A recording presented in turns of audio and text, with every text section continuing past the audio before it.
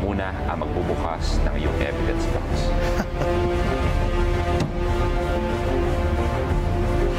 Yan. Hindi. Usog natin yan. Oo. Tapos, ano? Gusto ko na i-usog. Ngayon.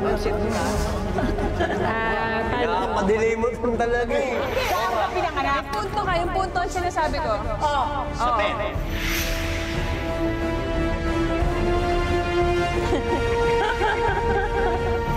One, two, three, go. Stomach in.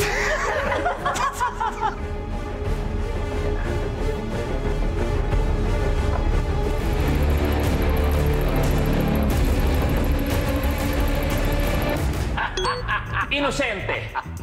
Inosente si Eric. Roxanne, ano pakiramdam mo na siya'y inosente?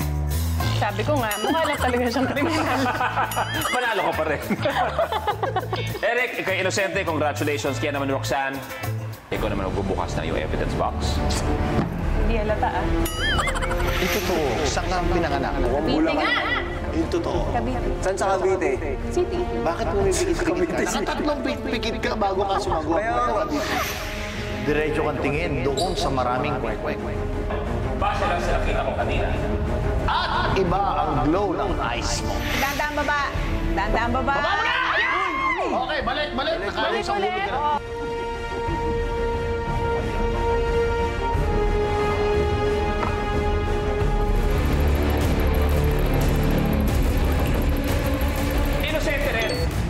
Inosente rin si Roxanne at dalawa na lang ang natitira.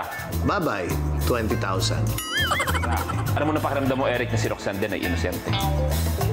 Isang malaking pagkakamali. Isang malaking gusto mo mag-sorry o ano? Hindi na. Blowout mo kami. Gusto niya mag-sorry muna sa isa't isa? O, ikaw muna, Eric. Wala ko dapat yung Ako wala akong sinabi. Nung pinabintangan kita, wala akong sinabi kahit na mukha kang kriminal. Pero sorry pa rin, God bless. Sorry na lang ako. God bless. Sana dumami pa katulad mo. Roxanne, baka gusto mo mag-sorry din kay Eric o papanindigan mo yung mukhang kriminal. Hindi naman magtetenay. Kaya naman ang naiwan ay si Mami Ruby at si Matt. Sabay niyong bubuksan ang inyong mga kahon para malaman kung sino nga ba talaga ang salarin. Pinanindigan ko si Tita Ruby kasi yung pagiging quiet niya and observant niya, feeling ko parang ano siya, parang may potential talaga. Ruby, ang galing mo umacting. Kaya ka coach. Ay, may point ka na. Ayaw mo isagaw ang sarili mo sa pag-acting. Alam niyang hindi niya nakikita. So may dahilan siya na hindi niya nakikita. Pwede niyang tagalan. Atras. Kaliwa. Atras. Balik ka dito sa mesa. Eh halos doon natin naubos yung oras eh. Kakaganon niya, di ba? Bahala na! Kung ako yung salarin o ako yung inosente, I don't care. Kasi si Matt, jolly siya eh. Siya yung tawa ng tawa at siya yung parang second emotion din.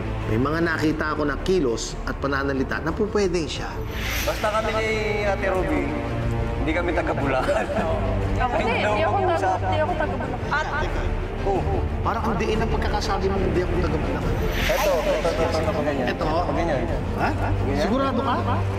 Kaya, ba siya? Oo. Hirap. Binibigla kasi ako. Ganon, bigla. Dapat ano, nasa bibig mo na yung munggo lahat. Bigla. Yun ba yun? Oo.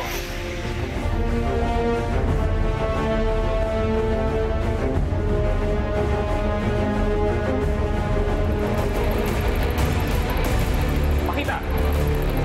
Ayun! Siya ang salarin. Matt, ikaw ang salarin na hinahanap natin kanina pa. Nung task 1, medyo nagpapadelay ako ng konti. Kung di nyo napapansin, nilalayo ko yung mga boxes ng konti. Tapos meron din doon na tinanggal ko yung square, tapos pinalitan ko lang din ng ibang kulay. Yung mission 3, yung susumpit, alam ko yung technique na maramihan yung pagsubo sa munggo para maibuga mo ng malakas. So, ginawa ko, paisa-isa lang. So, para hindi lumabas yung tamang hangin at hindi ko talaga matamaan at tumagal kami dahil nakikita ko na yung oras eh. Mami Ruby, kayo po ay inosente at may 20,000 pesos! Ang galing! Ikaw lang ang nakapili kay Matt bilang sila rin. Sabi ni Matt, sayang may 20 na sana ako. Sayang naman. Una-una, congratulations, Mommy to be. Matt, balikan natin yung mga clues muna. Yes. Ayan. Bulacan muna. Hindi, kaya dyan ka lang. Ano yung Bulacan? Bulacan? Oo. Taga-Kalumpit ako. Taga-Kalumpit. Bulacan. Malupit ka. Hanggang ngayon? Mother side. Okay. Doon ka pa rin umuwi? Ay, hindi na. Hindi na. Okay, so Bulacan. Kwek, bakit hindi ka nag-iisaw? Isaw? Ako yung may gout. Yun! Tama! Nung sa show na... Si Kuya Eric. Alam ko, sinabi niya na sa akin yun. Siya pala nagsabi. Nung show sa... Deal or no deal? Deal or no deal, sinabi niya may gout siya. Ang tagal kong naglilihim nung mga impormasyon. So, madaldal akong tao. So, madulas ako bigla. Yun yung iniingatan ko, lalo na kay Kuya Eric. Tapos, totoo, ito handwriting mo? Parang babae. Art depo natin, di ba? Ay, oo. Oo nga. Tsaka ito yung clue. Ginaya ko lang. yung sa harap. Galing. So, ginawa ko lang din parang sa likod. Diba? Medyo Ang nilapit galing, ko ah. lang. Pero ito, Mami Ruby, ano yung naging sa'yo? Yung naging definitive na si Matt ang pipiliin ko?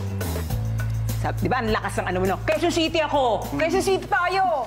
Di parang, ex na sa kanya yung ano. Pero pwede kasing sinasabi niya lang yun, pero taga Bulacan siya eh. I-deceive niya. Di ba? Tapos may isa pang ano yung, sabi mo dun sa may ano, sabi niya, sulat ng babae. Agad niya. Siya nag-react. Sulat ng babae, hindi ganyan yung sulat. Nilagay niya ko. kaagad doon. Oo. Okay, kaya naman congratulations sa iyo, Mami Ruby. At isa pang napapansin yung ating informant, ay may mga nagbibigay siya ng mga konting clues din. Kung saan ang nabanggit ng informant sa mga sinasabi niya, binanggit niya sa malitang comics, nabanggit niya, and adventures. Na kung saan, si Matt ay gumanap sa show na Adventures of Pedro Pindulo.